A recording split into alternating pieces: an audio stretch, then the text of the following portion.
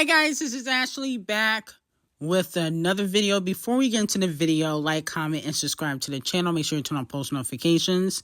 Nicki Minaj continues to remain on camel toe's neck, calling out the injustice of Devil Nation, owing her money. And then on top of that, it looks like Botch and Bitter is going through another identity crisis and decided to show her inner CHØ0E. So let's hear what Nicki Minaj recently said on Station Head. So I guess Drake was right after all, huh? Ash Miracle. About that company. Ash Miracle. Yeah, because, I guess he got out in time. But not me. Oh, no, not me. Miss Free Promo, yay! And I would have been silent about this. And this is the things that I get Ash Miracle. from people who I've shown nothing but love and respect to? What? No, you don't get that covering anymore, sweetheart. No. Every lie will be denounced immediately, okay? Now, Nicki kind of confirms some tea that I already had spilt on Patreon as to Camel Face asking Champagne Thickums to do a deal with Tidal. Okay, so that's why she was like, Champagne Thickums was right.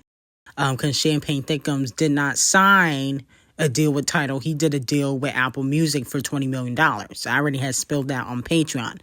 So Nicki Minaj is kind of saying that, she should have basically never did the deal with Tidal like Champagne Thickums and probably went elsewhere. Okay? Because, Champagne Thickums declined the deal, and that's one of the reasons why Camel Toe don't mess with him now. Not the only reason, but one of the reasons. If you want the remainder of the reasons, you got to go on Patreon. But the point of the matter is, Nicki Minaj said that, when they're spewing out lies about her, she will denounce it publicly. Okay? And for what I'm hearing, just like on Pink Friday 2, where Paola Board took 100,000 sales away, for the first week sales, I'm hearing that could happen again for Pink Friday 3 when she released her album next year. I'm hearing that, Camel Face is going to be coming hard, even more harder than he was for Nicki Minaj, okay? Now, I definitely think Nicki will continue to speak out. And I also think, the more she speak out, the more they're going to sabotage. So it's going to be like that cycle effect. It's going to continue to constantly happen. But it seems as though Nicki Minaj don't care. So we'll see what happens when she dropped Pink Friday 3. If, she'll care about them first week sales. Because when they took 100K for Pink Friday 2, she did call them out publicly on Twitter. So I think she's probably going to do the same thing and continue to call out Camel Toe for sabotaging and taking money from her. But my whole thing is, Camel Face owes her money. She definitely should sue. Legally, she's owed money if she had equity in Tidal. Okay, because they claim that she had 3% of equity, just like the other people that were part of the Tidal deal. So I think she should take Camel Toe to court. I mean, she took Paola Board to court when they didn't want to have streaming count for the Paola Board charts. When they didn't want to pay artists for streaming, when there was a lot of illegal downloads. So if she can go toe-to-toe with Paola Board, she might as well sue Camel Toe too, okay? Especially if you're going to speak out about it. See, if she wasn't speaking out about it, I can see why she wouldn't sue. But if you're going to speak out about this and say, oh, they owe me money and, they try to pay me $1 million to keep quiet, you have a lawsuit that you could file. So that way you can get your money and get justice. Now, Doja Cat shuts down iHeart. She performed She killed her performance. If you did not watch it, it was on Hulu. You could have watched it live on Hulu. I don't know if it's still there, but I did watch it, and she did a phenomenal job. Okay. The only thing about Doja Cat, I think she needs a new stylist. Her looks are getting a little bit boring. And a lot of fans thought she was engaged. You know, she flashed this ring on stage. It was kind of tiny, okay? But she did say that she's not engaged. You know, she is dating Joseph Quinn. She said in a deleted Twitter post, "No, I'm not engaged. It's David Yurman's ring with no rock in it." And me personally, I think it would have been a little bit too soon for Doja Cat to get engaged anyway.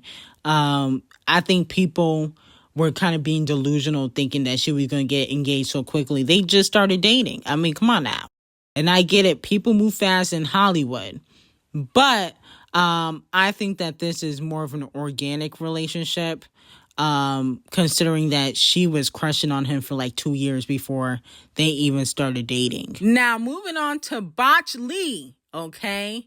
Cardi B popped out in her Chung-Lee era, and she got a new alter ego called Botch-Lee that she recently showcased at her hairstylist's birthday. She got 2 buns and a chopstick, which is a look Nicki Minaj kind of used during her 2018 Queen era for Chung-Lee. A lot of fans on social media are saying that Cardi B effortlessly ended Chung-Lee. Okay, so let me know which alter ego you prefer, Botch-Lee or Chung-Lee. And no shade, after just having a baby last week or the week before last, whenever, you know, she do look snatched. You know, I don't know if she went under the surgery table recently, but she do look snatched. She look back to her normal BBL self, okay? Her normal lipo self, because she's not natural, so we got to give lipo and the BBL credit. No shade. But it looks like she didn't even have a baby. So congratulations to Cardi B on that. Now, Megan Thee Stallion gets humiliated yet again. Unfortunately, her new single with BTS is going down 46 spots on the Payola Board Hot 100 chart at number 82. They did the song Never Play, and she collaborated with RM from BTS. I'm like, goodness gracious, it's down 46 spots the second week? That is not good. Well, you know, Megan Thee Stallion, maybe she got to ask Camel Toe for some more payola or Warner, you know, because she's not fully independent. You know, she got a distribution deal with Warner. Maybe she got to ask for some payola. I mean, this is a BTS collaboration. You shouldn't be dropping 46 spots down the charts, okay? But I'll be honest with you. I feel like with Megan Thee Stallion, her like brand deals and her image is bigger than her music. Like, I can't really tell you the last time I like just listened to a Megan Thee Stallion song and was like, this is fire. I'm going to put this in my playlist. I haven't done that in a long time. Not since the Savage remix, you know. Megan, to me, hasn't had like a global phenomenon hit in a long time. Not since the Savage remix, in my opinion. Now, moving on to Queen B. Queen B is getting put on blast by Walmart Yonsei. Walmart Yonsei went on TikTok recently and basically said that her budget is not getting cleared. Someone said, why haven't you been performing? Trust me, I would be performing if I could. The thing is that money goes into performances. So it's not free to do performances, and you have to get budgets approved and things like that. So if I could, I'd be performing everywhere. If you read in between the lines, you would realize I share actually a lot of stuff with you guys. And you know, my work ethic is top notch.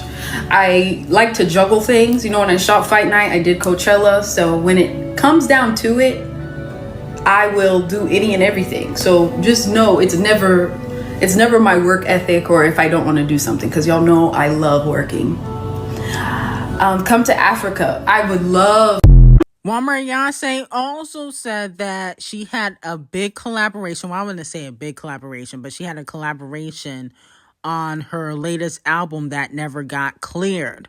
Take a listen to this. I wish I could tell you the feature that was on it that didn't get cleared. Do you want me to tell you? And it was so good too. It was so good, but it didn't get cleared. You want me to tell you? It ate down. It was like a bona fide hit with that person on it. Like, it was like straight to the moon. It was Rema. Oh, it broke my heart. I had to go back to the original maybe a week before I announced the project. Oh, it broke my heart. It ate down. It was so good. It was like a bona fide smash. I know. Now, Beyonce, you can stop with the bona fide smash. You haven't had a bona fide smash hit your whole career. Okay, I don't know why you trying to say like that collaboration with a Rema would have been a bona fide smash. It probably would have flopped, just like your collaboration with Future and Chris Breezy the Colorist. Okay, I don't think you've ever had a collaboration your whole entire career that was a hit. I don't think you've ever done that. No shade. But, you know, I do feel bad that her budget did not get cleared. But hypothetically, Queen B could be saving her budget for Blue Ivy. But one thing Queen B know how to do is play chess. She making sure Beyonce don't succeed. She's like, you won't be doing no performances. I won't give you no type of promo. Make sure all them singles flop.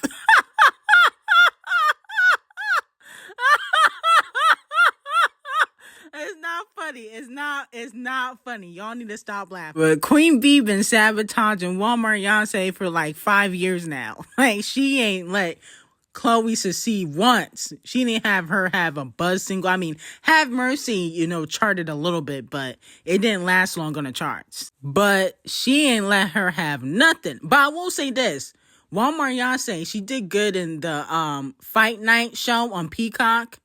I watched that show. Only 5 episodes are out now, but you know, she does die in it, but she did good. But she always die in her movies too. I noticed that. Like, she never in the whole movie except Praise This. But she always usually dies. She died in that series, but she did good. Now, Katy Perry's 143 has earned 6.67 million streams on Paolify its first full day of tracking. Wow. This is not good. For a whole album, only 6.6 million? That's not good. I think Sabrina Carpenter's album did like 100 million, okay, for her album. I mean, I don't understand how this could be only doing 6.67 million. Something is not right. But that's what happens when you get replaced in the industry. You know, Katy Perry has gotten replaced in the industry on Patreon. You can find out by who. But, you know, this is not a good look for Katy. But some fans on social media are saying that Katy Perry is receiving her karma. They said, it feels deeply karmic that Katy Perry completely disregarded the trauma and pain of other women in the industry in favor of chasing her past success with Dr. Puke for this divine feminine new album, just for it to be one of her worst pop albums in recent memories. Wow.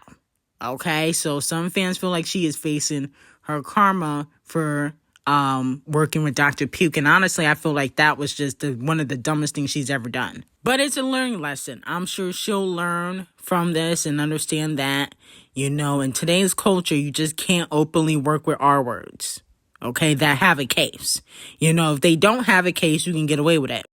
But if they have a case like Dr. Puke did, Kesha took Dr. Puke to court, it ain't gonna work in your favor. Now, Adam22 reveals to Whack 100 that allegedly Playboy Cardi is coming to Compton to record a music video with Kendrick Lamar. I'm like, oh, hell no. Kung Fu Kenny, I'm gonna have to give you Donkey of the Day. Playboy Cardi is trash. I don't care if he's successful. You don't need to be working with this demon child.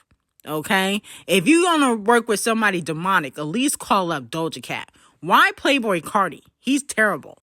I do not like his mumble rap music. Him and his demonic music could go sit the F down. I mean, goodness gracious, you couldn't have done another collaboration with Queen Bee or call up Doja Cat. You had to choose this one. I mean, he's the worst of them all. This song is automatically a chop to me. Automatically. This is an L for Kung Fu Kenny. You too talented to be working with Playboy Cardi. Playboy Cardi don't even have talent. Okay? All he do is get bent over by executives and then put makeup on. He's trash. Come on, Kung Fu Kenny. I expected more from you.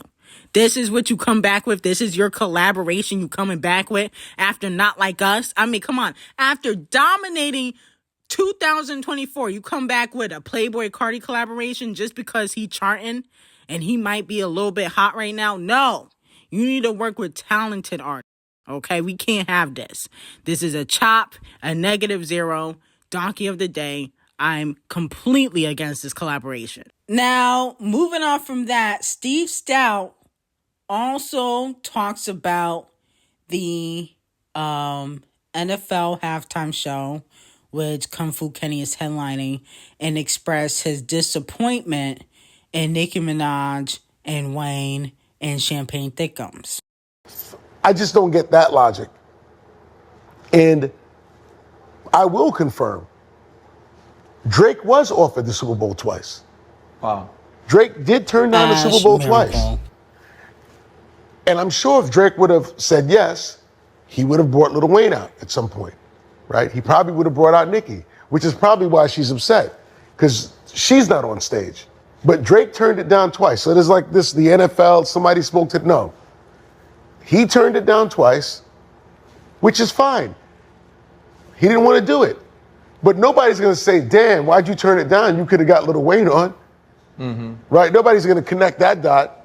So Steven Stout said that Nicki Minaj is probably upset that she is not performing at the Super Bowl, which is why she spoke out in regards to Wayne not headlining, which I don't believe is true. I think Nicki Minaj really called out the Lil Wayne Super Bowl stuff is because of her issues with Camel Face. Okay, I think that she has a lot of issues with Camel Face, and knowing that he has a lot of power and pull to kind of stop people's bags, he's been sabotaging her for years. You know, he would not let Wayne headline the Super Bowl. You know, he's done a lot of behind the scenes things, probably pisses her off. And she's ready to call it out, especially since his friend Diddy is going down. But, you know, hypothetically, I can see both sides. Like, you know, Champagne Thickums turned it down twice. He could have brought out Wayne and Nicki. Is not the same as headlining, though. Headlining is different than bringing somebody out. But the problem with Wayne, and the reason why he probably hasn't been offered, is because he needs his momentum back. And that's why I said that Wayne's such a legend. He's an icon. I think he should do a solo arena tour like Champagne Thickums has done, like Nicki Minaj has done now, currently. Not 5-10 years ago. I'm talking about he needs to do it now and put out a fire album. That will give him the momentum and have the NFL having eyes on him. Okay? And I don't think Nicki Minaj feels some type of way because she wants to perform at the Super Bowl. I don't believe that. I think she has issues with Camel Face, and she's tired of him sabotaging her and other artists. And he definitely has issues with Young Money. So that's why she's calling it out. Okay?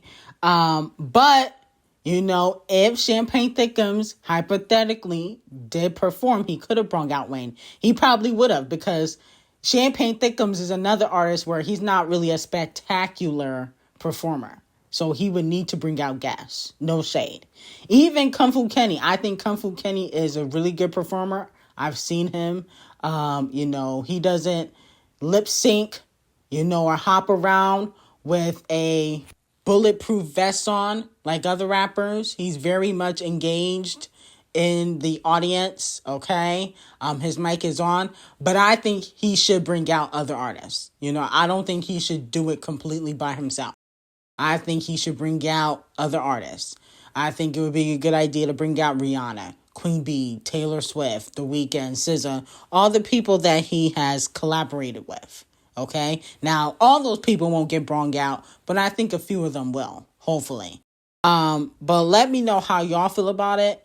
And do you agree with him? Let me know in the comments. Now, rapper Eve put out a new book about her life, and she talked about how she was jealous of Nicki Minaj, and she actually had to go to therapy for it. You have been at a place in your life or your career where you may have been that one, that person, that thing, and someone comes in and it's, of course, we're human. Right. Of course you feel insecure. Of course you feel protective. Of course you feel, wow, do I still belong here? What is going on? I felt like it was important for me to write because it also talks about a time in my life where I wasn't going to those tools of drinking and doing other things to help me cope with my anxieties. I had to go to other modalities like therapy. And then, and as people will read, it all was my stuff. It has nothing to do with her. It was all these things coming from the industry, I think also had a lot to do with it, of being the one female. I was even thinking, I guess I was holding on to that, thinking like, well, how can she be here and how can I be here? Which is stupid, which is so dumb. We questioned putting that in there, but I'm glad I did. I'm glad. Now, I could recall when Nicki Minaj first got in the game, even when she had a buzz and she wasn't fully mainstream yet, Eve wasn't even really popping then. I don't even know why she said, oh, when I was that girl, like, Eve, when you was out, okay, like maybe 10 years before Nicki even got into the game, you weren't even the only female rapper out. You had Kim, you had Missy, Foxy. What are you talking about? Okay, but I do believe that a lot of the OG female rappers and the mumbling and cackling crew, Missy, Elliott, and Queen Latifah, they are jealous of Nicki Minaj, and that's one of the main reasons why a lot of the OG female rappers never fully embraced Nicki Minaj.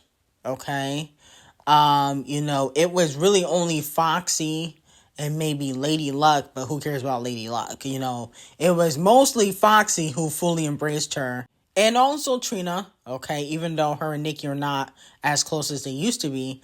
But Trina did embrace Nicki Minaj to a certain degree, okay? So, a lot of the other female rappers like Eve, Missy, Kim, Queen Latifah, even though Queen Latifah was pretending to be nice, we saw during Sheether that she really wasn't messing with Nicki.